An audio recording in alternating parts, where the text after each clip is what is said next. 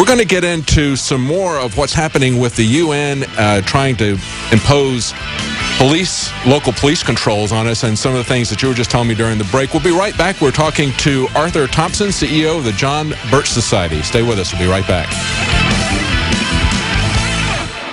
We're on the march. The Empire's on the run. Alex Jones and the GCN Radio Network.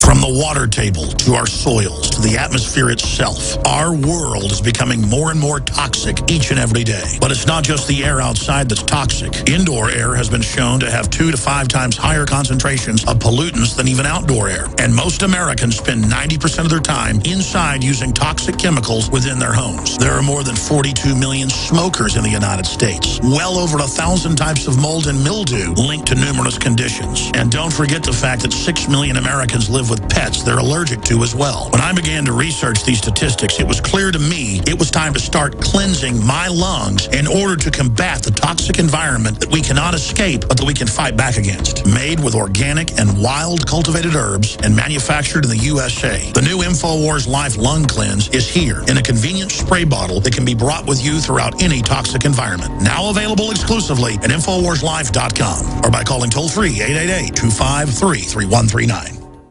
I began to get into iodine a few years ago because it was helping me and my family so much get healthy and detoxify. Most people know that iodine deficiency has been a crisis around the world. Iodine is key to so many of the body's functions, especially the thyroid. I discovered a product being developed by Dr. Group. You now know it as Survival Shield True Nascent Iodine that your body can really absorb. Then, about a year ago, he said, listen, if you think this is powerful, I'm going to come out with rare earth, deep earth crystals. And the results that I personally have had have been life-changing. Nobody else has got iodine based on these pure crystals, ladies and gentlemen. This is innovating, and the best part is it helps fund Infowars.com, the radio show, the TV show, the whole media operation promoting true libertarian ideas. For a limited time, experience the ancient power of Survival Shield X2. Take advantage of this unprecedented 30% off Super Detox Special at InfoWarsLife.com. In the near future. When you realize how fake it all is, the football, the basketball. Alert. Security alert. This is Homeland Security. Analysis. InfoWars building independent media operation. We let the worst people get control and tell us that we are the ones responsible. Prime directive. Discredit Alex Jones. Jones is the wildly popular conspiracy theorist. A popular conspiracy theory talk show called InfoWars. Alex Jones is now in an Austin jail. These people are assaulting us. Targeting of patriots engaged. They are never going to stop.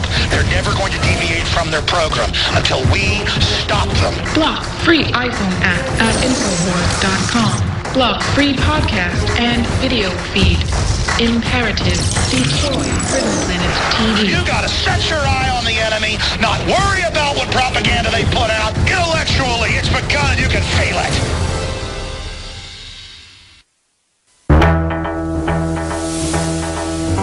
We are on the march. The Empire is on the run. Alex Jones and the GCN Radio Network.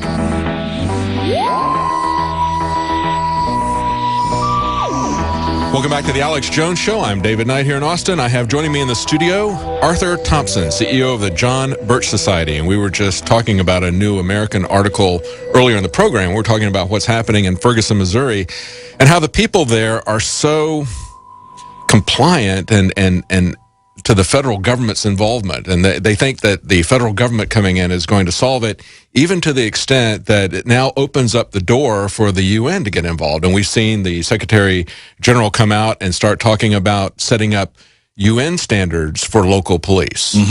In fact, I talk about it in my book.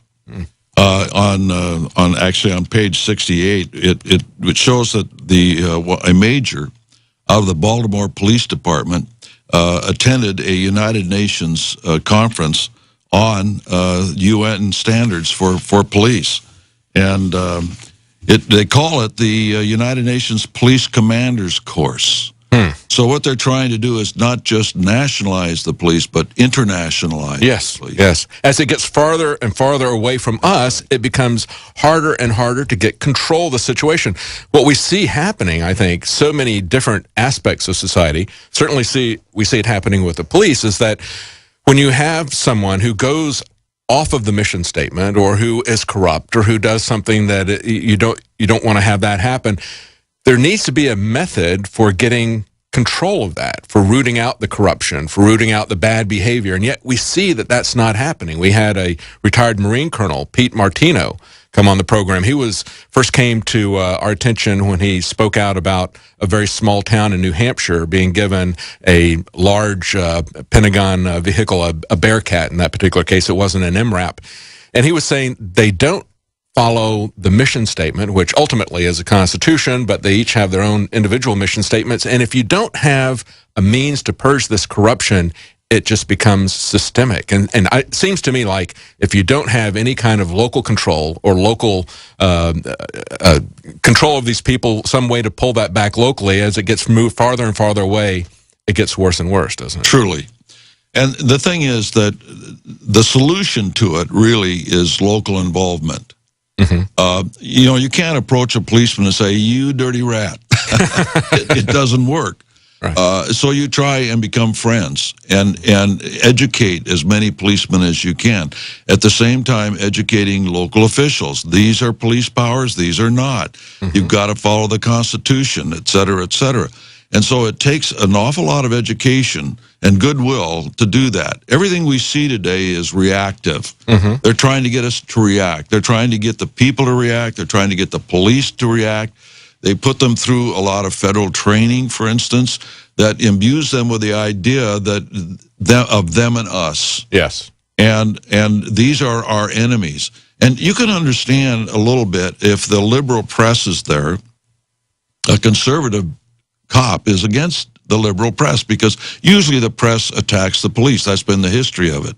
They don't look at what really happens in a situation like this individual that was shot from the front. It looks like he was attacking, but the liberal press rushes to the idea that he was shot in the back or whatever else they may say.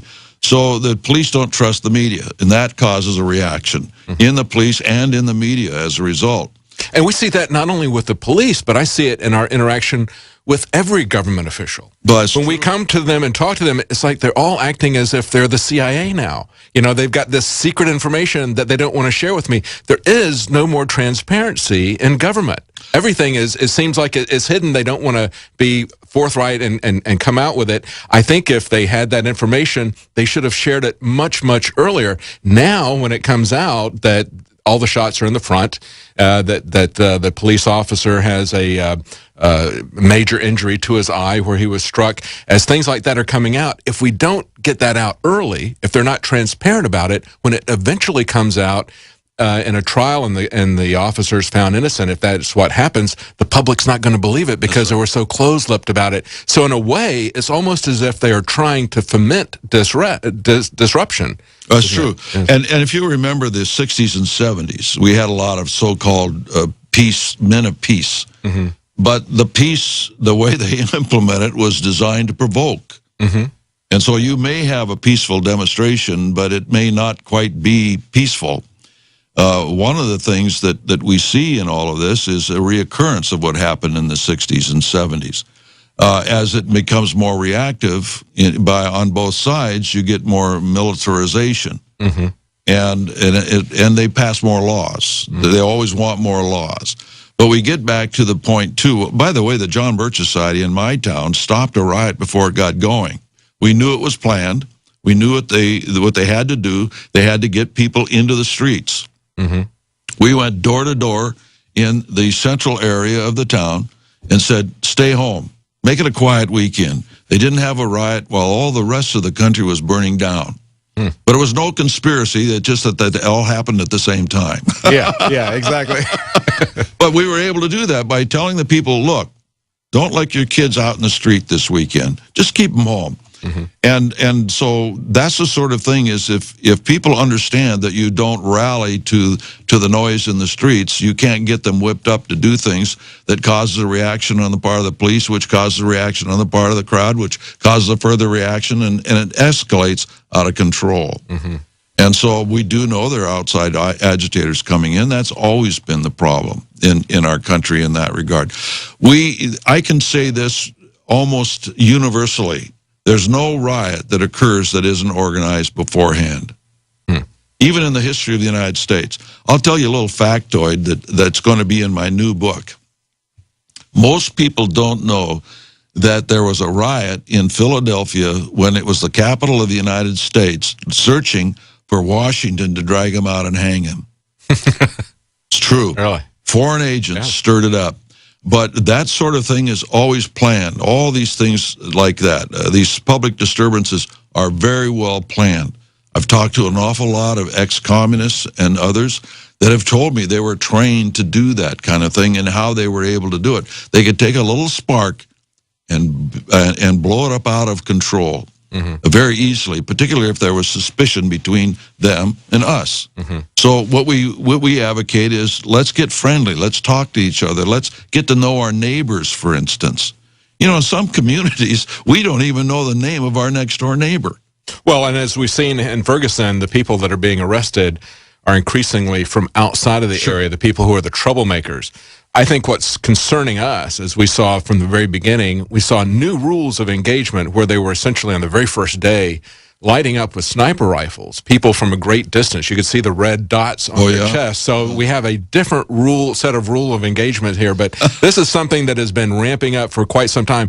Before we run out of time, I want to go back and talk a little bit about the history of the John Birch Society. One of the people that I always knew the best was Larry McDonald. I really admired him. And Ron Paul said that he was the most principled man in Congress. And that's quite a compliment coming from someone as principled as Ron Paul. We got a clip here where he went on CNN Crossfire just shortly before the plane that he was on was shot down or captured or whatever. And it was Tom Braden, who was somebody that was involved intimately with the creation of the CIA. He was in the OSS, and he also was involved with the Operation Mockingbird, which was, if people are not familiar with that, that was a means to get the press to be controlled by the CIA. This guy pulled all the stops out. If you listen to how many times he uses conspiracy, it's very interesting. This is Pat Buchanan, Tom Braden, and Larry McDonald. Here's a little clip of this, what you can see on YouTube. This is the one group, I think, that those who would radically change America seriously fear. And a tremendous campaign was launched in December of 1960 to move to discredit the John Birch Society, and frankly launched initial orders coming out of Moscow. Well, Mr. McDonald, I'm not a conspirator. I think even Buchanan would vouch for that. Well, you are Robert Welch. Robert Welch. No, I don't think so. Yeah, I'm a member of the Council on Foreign Relations. Is that a conspiracy? Well, you've certainly. Well, let me just tell you what Newsweek says. Says this: the John Birch Society considers communism only one arm of a master conspiracy in which socialist American insiders are plotting to establish world government. Now, it also says, and here's Director John McManus, that's your public relations director, saying that former Secretary of State Alexander Haig and CIA Director William Casey are two of these master conspirators who are plotting to establish world government. Now, what do you say? You know, that kind of silly, asinine statement is what makes people laugh at the John Birch Society. Well, Tom, I'm sure being a long-standing member of the Rockefeller apparatus, and as a member of the Council on Foreign Relations of long-standing, you're fully aware that there is an elitist core in this country that has seen value in subsidizing communism, of protecting communism. It has? Sure. You're accusing me of subsidizing communism? No, I'm saying because I happen to belong to a there is an elite core. Study group? No, wait a minute. There is an elite core in this country that has dominated American society. Well, I'm not one of them. The Trilateral Commission, Council on Foreign Relations. State Department, I suppose?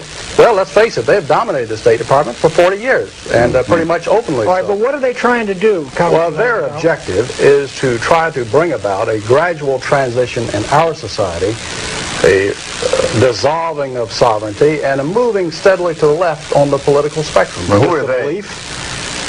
The elitist groups that I mentioned, particularly key individuals and policymakers in the Council on Foreign Relations. Is the International Monetary Fund part of this? Well, I would say the International Monetary Let's pull Fund. it out of there. You can see that entire clip on YouTube. It's about 15 minutes long, and Tom Braden was using that technique, which, of course, the term conspiracy theory came from the FBI in order to shut